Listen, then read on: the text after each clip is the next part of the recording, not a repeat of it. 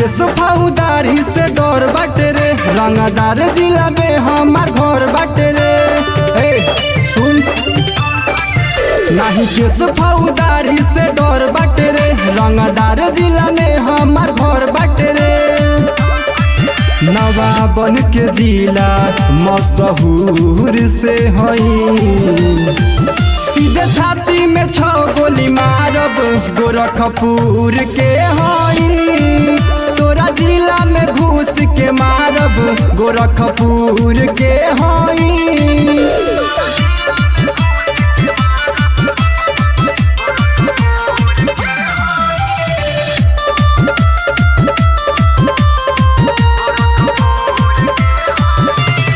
हर जिला के लोग जानेला, थाना पुलिस पहचानेला।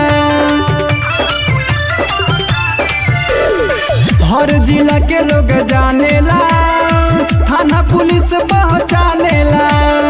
सब जिला पर बड़े भारी हो, गोरखपुर के रंगदारी हो। ई मत सोची है ढेर दूर के हई, सीधे छाती में 6 गोली मारब गोरखपुर के हई। तोरा गली में घुस के मारब गोरखपुर के हई।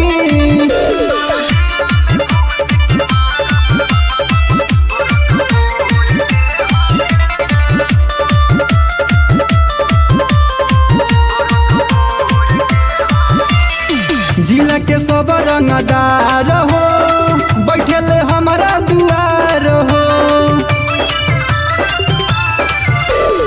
जिला के सब रंगदार हो, बैठले हमारा दुआर हो। पता कली है जाके थाना में, नाम मिली हर पाना में।